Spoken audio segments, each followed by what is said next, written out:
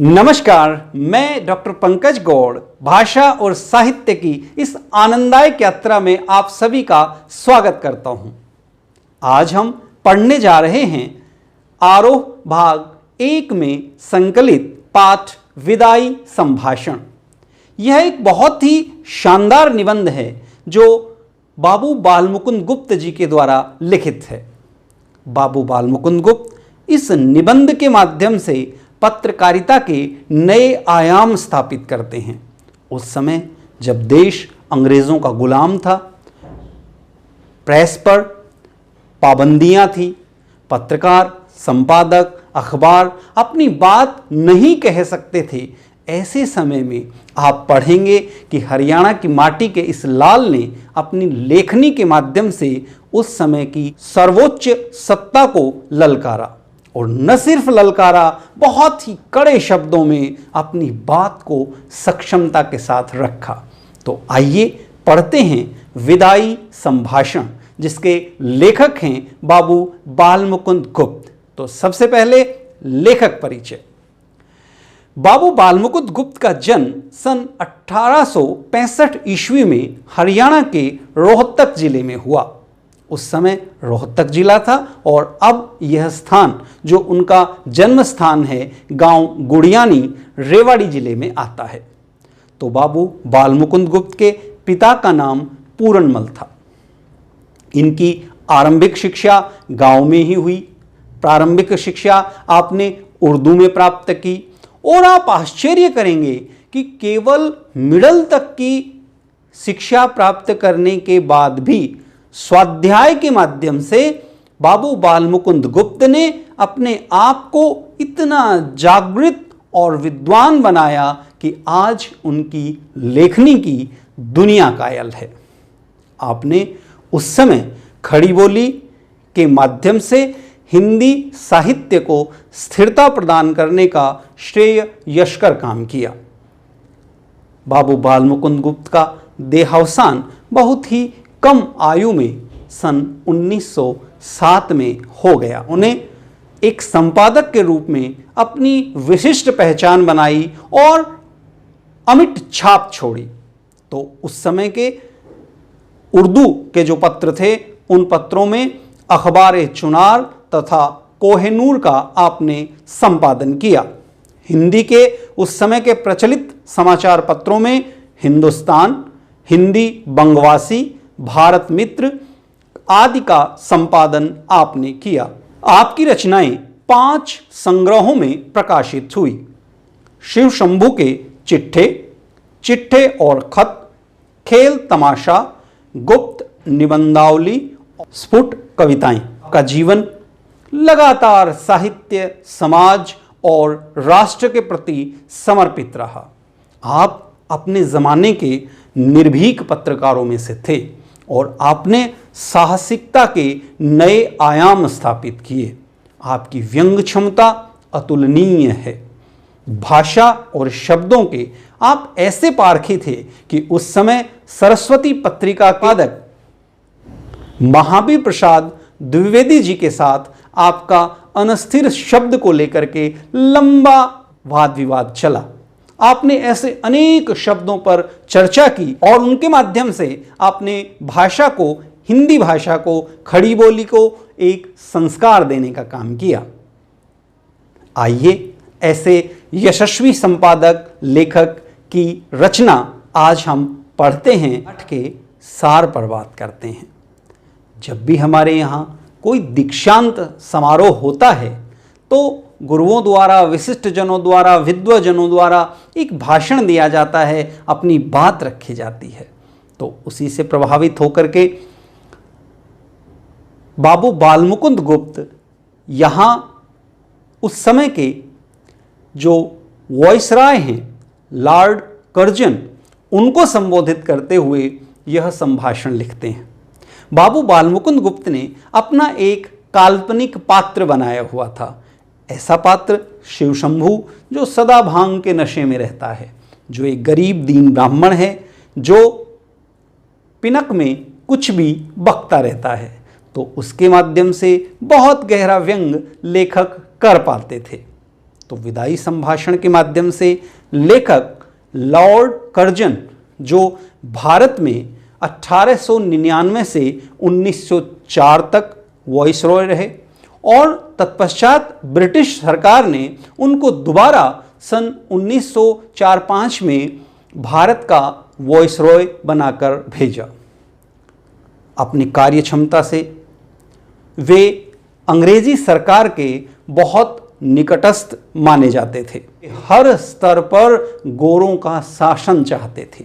वे चाहते थे कि अधिकाधिक देश के संसाधनों का उपयोग अंग्रेजों के लिए करें, अंग्रेजों को देश के महत्वपूर्ण पदों पर स्थापित करें। वे सरकारी निरंकुशता के पक्षधर थे और इसी कारण उन्होंने प्रेस पर भी पाबंदी लगाई हुई थी। वे नहीं चाहते थे कि किसी भी तरह से इस देश में स्वतंत्रता का बीजारोपण हो। लेकिन हमारे यहाँ एक धारणा है कि हमेशा जो आताताई होता है, जिसको बहुत अधिक अभिमान होता है, उसे भी नीचा देखना पड़ता है। अंततः यही लॉर्ड कर्जन के साथ हुआ और वे एक विशेष सदस्य को सेना में अधिकारी बनवाना चाहते थे। ब्रिटिश सरकार ने उनकी बात नहीं सुनी और क्रोध में आकर उन्होंने इस्तीफा दे दिया। उनका इस्तीफा मंजूर भी हो गया और उन्हें बहुत ही निराश, हताश, दुखी और विषादपूर्ण स्थितियों में वापस इंग्लैंड जाना पड़ा।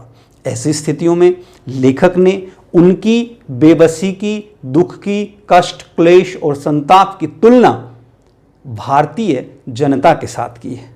वे उन्हें आईना दिखाते हैं कि कभी भी आताताई सरकार ठीक नहीं हुआ करती। जिस प्रकार अन्याय होने से आज आप दुखी हैं, आपकी बात न माने जाने के कारण आज आप दुखी हैं, तो सोचिए इस देश की जनता को, जिसने इतने अधिक कष्ट सहकर भी आपके शासन को स्वीकार किया, जिसकी बात कभी नहीं सुनी गई, चाहे वह बंगाल विभाजन का मामला हो या उनके अपने मौलिक अधिकारों की बात हो, हमेशा आपने सर्वोच्च पद पर रहते हुए उनकी बात को अनदेखा किया। यह निबंध उस समय लिखा गया जब प्रेस पर पाबंदी का दौर चल रहा था। तो ऐसी स्थिति में लेखक की विनोदप्रियता, चुलबुलापन, संजीदगी, नवीन भाषा का प्रयोग, रवानगी और सबसे बड़ी बात कि सर्वोच्च सत्ता को चुनौती देने के कारण यह बहुत ही महत्वपूर्ण निबंध बन पड़ा है, ऐतिहासिक निबंध बन पड़ा है। यह भारतीय साहित्य की, पत्रकारिता साहित्य की एक थाती है। लेखक कर्जन को संबोधित करते हुए कहते हैं कि आखिरकार आपके शासन का अंत हो गया। आप तो यहाँ के स्थायी वाइसरॉय बनना चाहते थे। आपका सपना यह था कि मैं ऐसी स्थिति में इस देश को पहुंचा दूंगा कि मेरे बाद आने वाले वाइसरॉय को कुछ नहीं करना पड़ेगा। पर आज आपको जाना पड़ रहा है। बिछड़ने का समय बड़ा विकट होता है। बिछड़ने का समय बहुत ही पवित्र, कोमल होता है। यह करुणोत्पादक होता है, करुणा को उत्पन्न करने वाला होता है।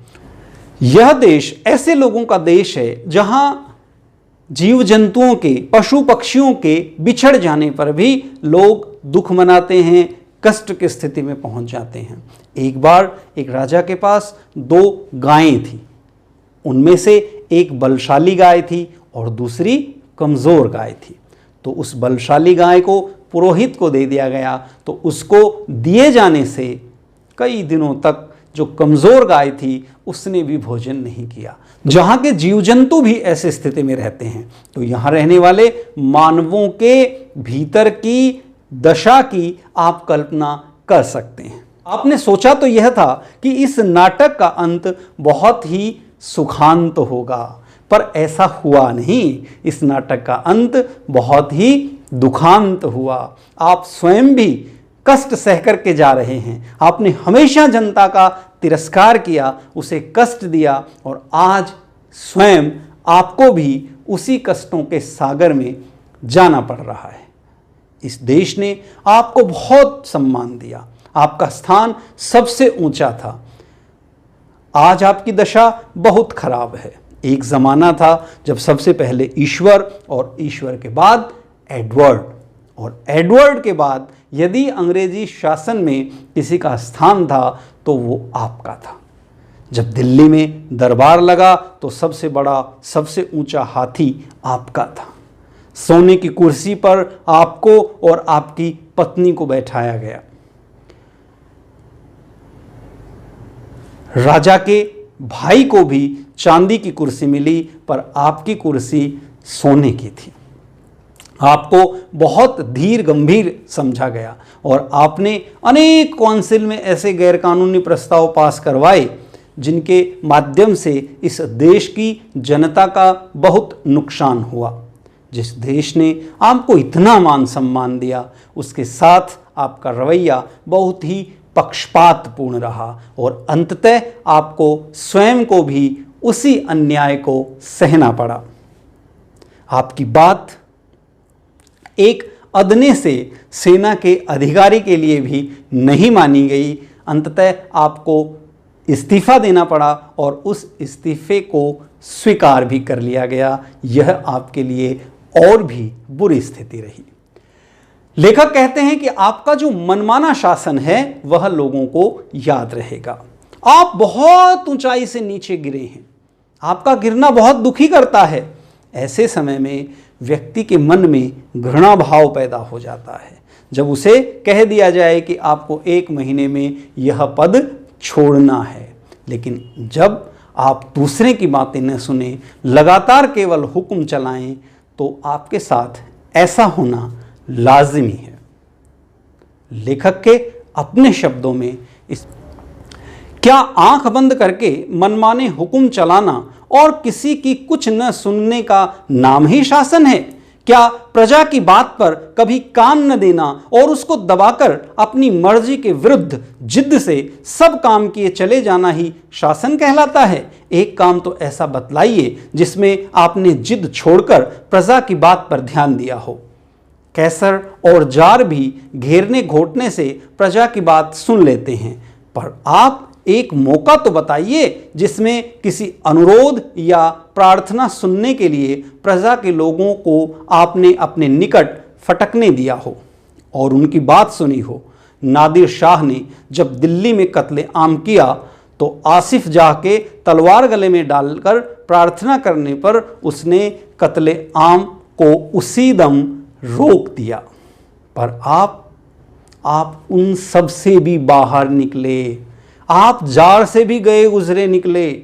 आपने नादिर शाह को भी अपने कारनामों से परास्त कर दिया।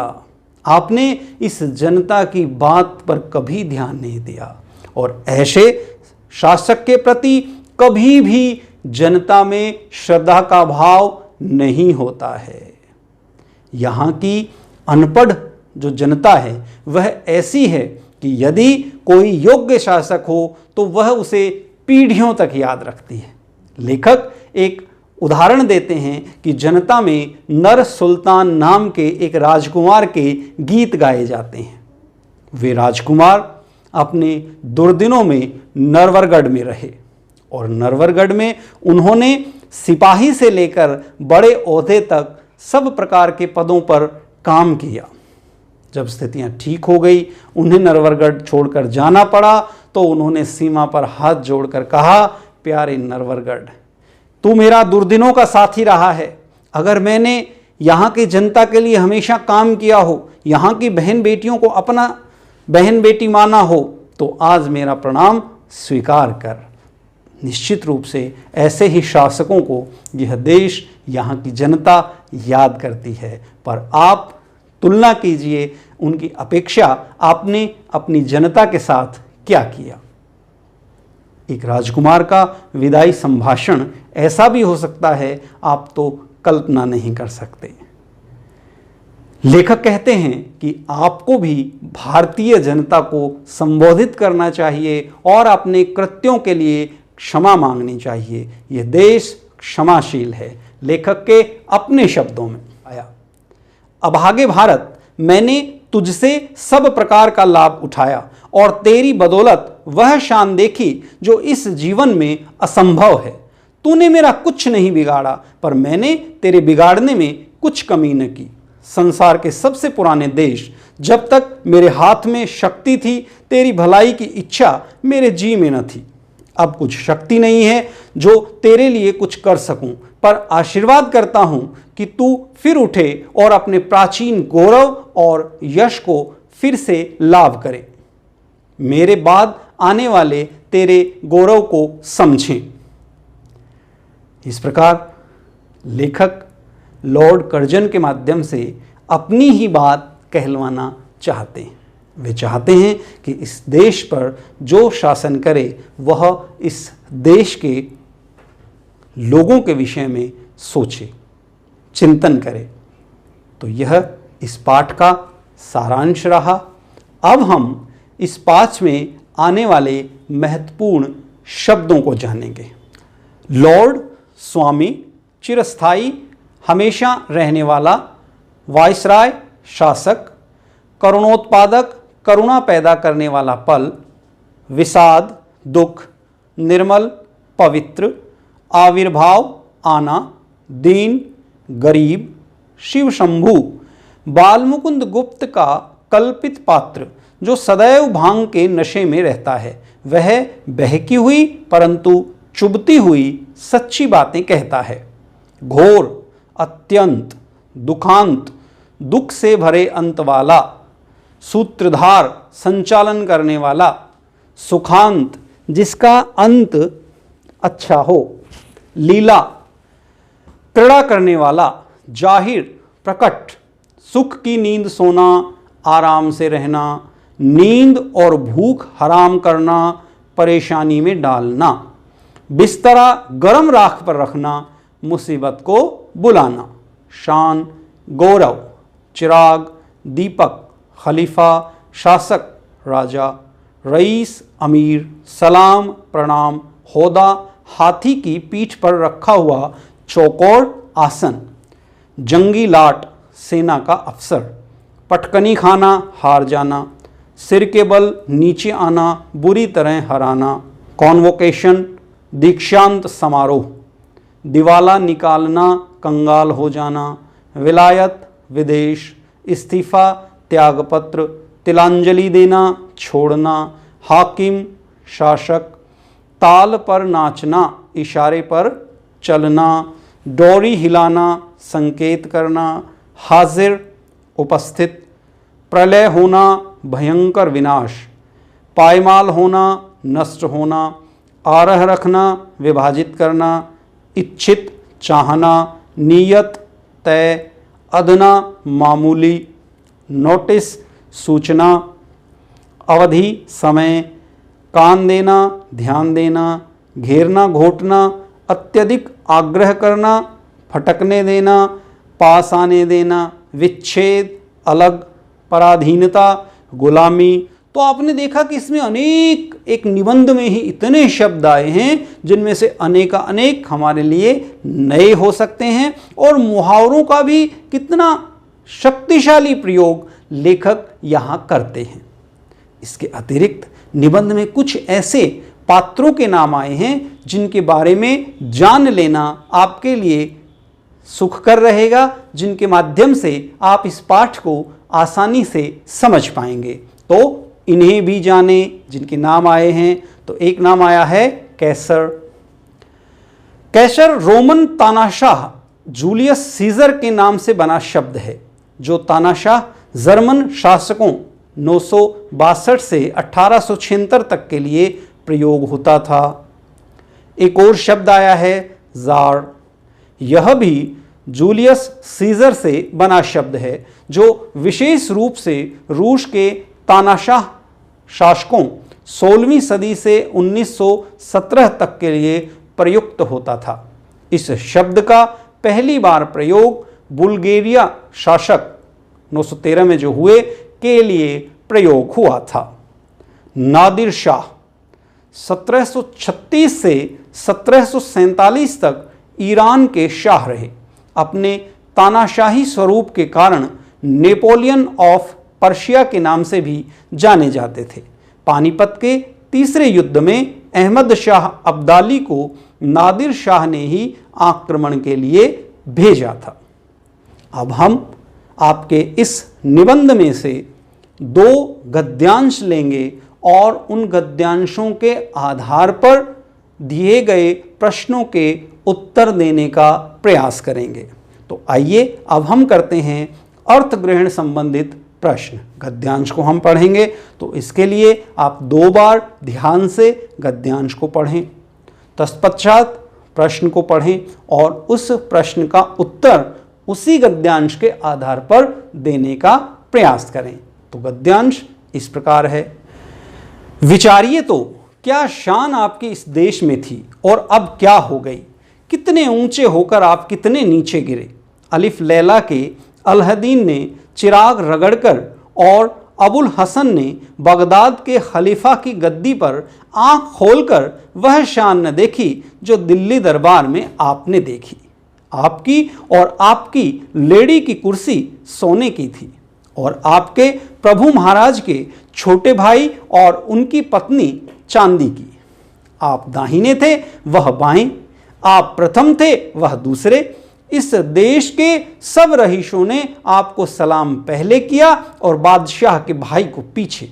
जुलूस में आपका हाथी सबसे आगे और सबसे ऊंचा था। होदा, चंवर, छत्र आदि सबसे बढ़ चढ़कर थे। सारांश यह कि ईश्वर और महाराज एडवर्ड के बाद इस देश में आप ही का एक दर्जा था, किंतु अब देखते हैं कि जंगी लाट के मुकाबले में आपने पटखनी खाई, सिर के बल नीचे आ रहे। आपके स्वदेश में वही ऊंचे माने गए, आपको साफ नीचा देखना पड़ा, पदत्याग की धमकी से भी ऊंचे न हो सके। तो इस गद्यांश के आधार पर जो पहला प्रश्न है वह है, कितने ऊंचे होकर आप कितने नीचे गिरे, किसे कहा गया है और क्यों कहा गया है।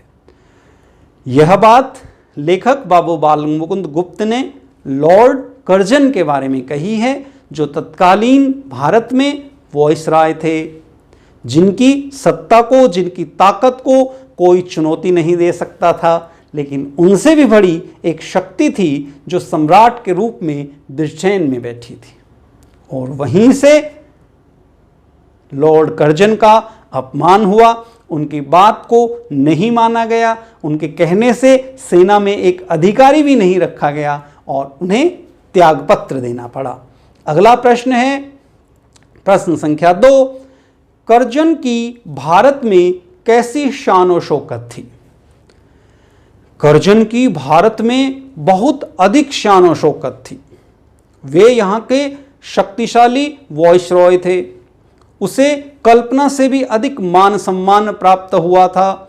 दिल्ली के दरबार में इतना वैभव था जितना अलादीन ने चिराग रगड़कर वह अबुल हसन ने बगदाद का खलीफा बनकर भी नहीं देखा था। उसकी और उसकी पत्नी की जो कुर्सी थी वह सोने की थी और इंग्लैंड के राजा के भाई की कुर्सी चांदी की थी। तो ईश्वर और महाराज एडवर्ड के बाद यदि किसी को माना गया तो उस समय लॉर्ड कर्जन को ही माना गया। अगला प्रश्न है प्रश्न संख्या 3, पद त्याग की धमकी से ऊंचे न होने से क्या अभिप्राय है। इसका उत्तर होगा कि वॉइसरॉय अपने मनपसंद फौजी को अफसर बनाना चाहते थे। उन्होंने अनेक प्रकार के गैरकानूनी बिल भी काउंसिल में पास किए।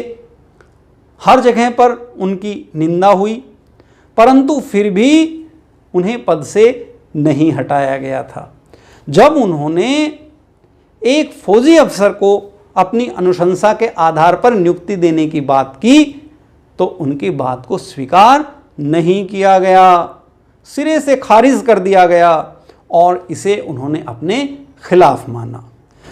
अगला गद्यांश है, आप बहुत धीर गंभीर प्रसिद्ध थे। उस सारी धीरता गंभीरता का आपने इस बार काउंसिल में बेकानून कानून पास करके और कन्वोकेशन वक्रता देते समय दिवाला निकाल दिया।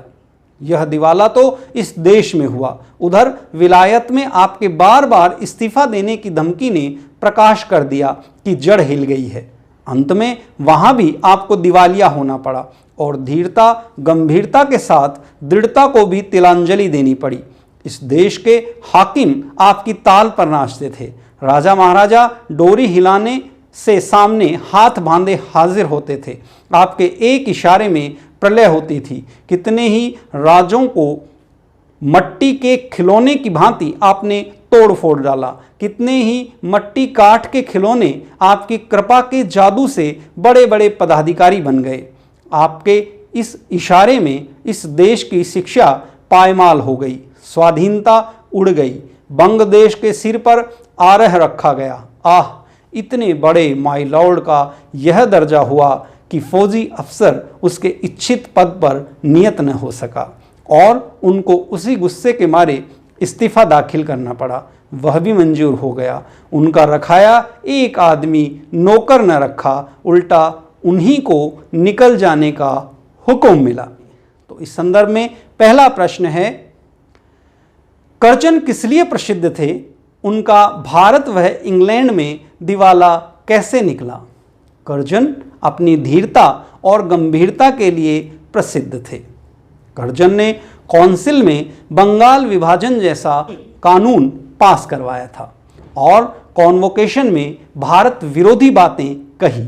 इससे उनकी घटिया मानसिकता का पता चल गया। भारत में इस स्थिति का पुरजोर विरोध हुआ। उधर इंग्लैंड में धमकी जब इन्होंने दी तो उससे इनकी कमज़ोर स्थिति का पता लग गया कि इनके कहने से एक नौकर को भी नहीं रखा गया, उल्टे इन्हीं को पद से निकाल दिया गया। अगला प्रश्न है, प्रश्न संख्या 2, कर्जन का भारत में कैसा प्रभाव था? कर्जन का भारत में जबरदस्त प्रभाव था। यहाँ के अफसर उनके इशारे पर नाचते थे। अनेक राजा महाराजा उनकी सेवा में हाजिर रहते थे। उन्होंने कितने ही लोगों को मिट्टी के खिलौने की भांति मिट्टी में मिला दिया और कितने ही निकम्मे लोगों को बड़े बड़े पदों पर बैठा दिया। पर ऐसे शक्तिशाली शासक का, अफसर का भी एक दिन सफाया हुआ। अगला प्रश्न है, कर्जन को इस्तीफा क्यों देना पड़ा? कर्जन एक फौजी अफसर को अपनी इच्छा के पद पर बैठाना चाहते थे। उनकी बात नहीं मानी गई। इस बात को उन्होंने अपना अपमान समझा और इस्तीफा दे दिया। उनका इस्तीफा स्वीकार कर लिया गया। पाठ के साथ जो प्रश्न है उसमें पहला प्रश्न है, शिवशंभू की 2 गायों की कहानी के माध्यम से लेखक क्या कहना चाहता है? शिवशंभू की 2 गायों की कहानी के माध्यम से लेखक बताना चाहते हैं कि हमें कभी भी सत्ता के मोह में आताताई नहीं होना चाहिए। जिन लोगों के साथ रहते हैं हमें उनकी रक्षा करनी चाहिए। पशुत्व का भाव रखने वाले पशु भी जब साथ साथ रहते हैं तो एक दूसरे के प्रति स्नेह और प्रेम रखने लगते हैं। जबकि हम तो इंसान हैं, हम में मानवता का भाव होना चाहिए। अतः यहाँ की जो निरीह गाय रूपी जनता है उस पर आपने लगातार उस मरखनी गाय की तरह वार किए, उसे कष्ट दिए, लेकिन उसके बाद भी जब आप यहाँ से जा रहे हैं तो यहाँ की जनता को दुख हो रहा है और उनके लिए यह विदाई का समय करुणोत्पादक है। अगला प्रश्न है, प्रश्न संख्या 2, 8 करोड़ प्रजा के गिड़गिड़ाकर विच्छेद न करने की प्रार्थना पर आपने जरा भी ध्यान नहीं दिया। यहाँ किस ऐतिहासिक घटना की ओर संकेत किया गया है? लेखक ने यहाँ बंगाल विभाजन की ऐतिहासिक घटना की ओर संकेत किया है। लॉर्ड कर्जन ने इस देश की 8 करोड़ जनता की भावनाओं का ख्याल न रखते हुए उस समय इस देश के अभिन्न अंग जो भावनात्मक रूप से आपस में लोगों से जुड़ा हुआ था उसको अस्वीकार करते हुए बंगाल का विभाजन कर दिया था। एक तरफ पूर्वी बंगाल और दूसरी तरफ पश्चिमी बंगाल, उसी घटना का लेखक ने यहाँ पर जिक्र किया है। अगला प्रश्न है, कर्जन को इस्तीफा क्यों देना पड़ा? दो कारणों से कर्जन को इस्तीफा देना पड़ा। मुख्य रूप से कि उस समय राष्ट्रवादी ताकतों को तोड़ने के लिए उसने बंगाल का विभाजन किया, लेकिन इसका परिणाम विपरीत हुआ। ताकतें और मजबूत हुई, अंग्रेजों के खिलाफ एकजुट हुई। इससे लॉर्ड कर्जन की इंग्लैंड में किरकिरी हुई। दूसरा, वे एक फौजी अफसर को अपने इच्छित स्थान पर पद दिलवाना चाहते थे। उनकी इस बात को स्वीकार नहीं किया गया और इन दोनों ही कारणों के कारण उन्हें अपने पद से इस्तीफा देना पड़ा, जिसे स्वीकार भी कर लिया गया। अगला प्रश्न है, प्रश्न संख्या 4, विचारिए तो क्या शान आपके इस देश में थी और अब क्या हो गई? कितने ऊंचे होकर आप गिरे? आशय स्पष्ट कीजिए। इसके माध्यम से लेखक लॉर्ड कर्जन पर गहरा व्यंग करते हैं कि इस देश ने आपको सर आंखों पर रखा, यहाँ की 8 करोड़ जनता ने आपकी भावनाओं का ख्याल रखा, आपको सबसे ऊंचा पद दिया, मान सम्मान दिया, किंतु उसके बाद भी आपने हमेशा इस देश का अहित किया। बंग विभाजन के माध्यम से आपने अपनी कुत्सित मानसिकता को स्पष्ट किया। आपने लगातार प्रयास किया कि हर स्थान पर अंग्रेज़ों को रखा जा सके और उसी की परिणति है कि लेखक कहते हैं आप कितना नीचे गिर गए कि इससे ज़्यादा कोई मनुष्य गिर नहीं सकता। अगला प्रश्न है, प्रश्न संख्या 5, आपके और यहाँ के निवासियों के बीच कोई तीसरी शक्ति और भी है। यहाँ तीसरी शक्ति किसे कहा गया है? लॉर्ड कर्जन वॉइसराय होते हुए अपने आप को सर्वशक्ति संपन्न मान बैठा था। वह इस जनता के साथ जैसा चाहता था वैसा व्यवहार करता था और वहीं से इस देश का संचालन होता है। और वह तीसरी शक्ति इंग्लैंड की महारानी लॉर्ड कर्जन को उसके पद से हटा देती हैं और इस प्रकार उसका निरंकुश शासन समाप्त होता है। इसके बाद पाठ के आसपास शीर्षक के माध्यम से कुछ प्रश्न रखे गए हैं। इस संदर्भ में पहला प्रश्न है, पाठ का यह अंश शिवशंभू के चिट्ठे से लिया गया है। शिवशंभू नाम की चर्चा पाठ में भी हुई है। बाल मुकुंद गुप्त ने इस नाम का उपयोग क्यों किया होगा? शिवशंभू एक काल्पनिक पात्र है जो भांग के नशे में खरी खरी और सच्ची बातें कहता है। यह पात्र अंग्रेजों की कुनीतियों को उजागर करता है।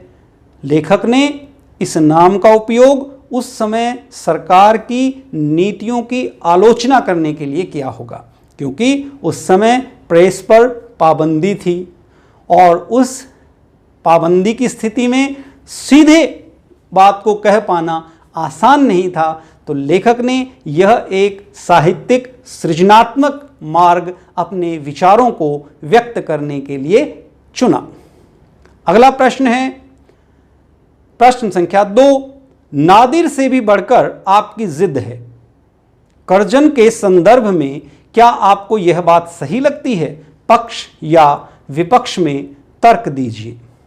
जी हां, नादिर शाह एक क्रूर शासक था जिसे अपनी जनता से, अपनी रियाया से कोई हमदर्दी नहीं थी। जीतने के बाद उसने आम जनता का बहुत अधिक कत्ले आम किया और वैसी ही स्थिति लॉर्ड कर्जन की थी।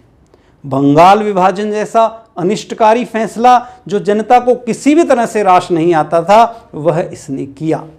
ऐसे तमाम कानून जो जनता के मौलिक अधिकारों को, मानवीयता के खिलाफ थे, वो इसने लागू किए। इसलिए निश्चित रूप से इसके बारे में यह शब्द बिल्कुल उचित और सही हैं।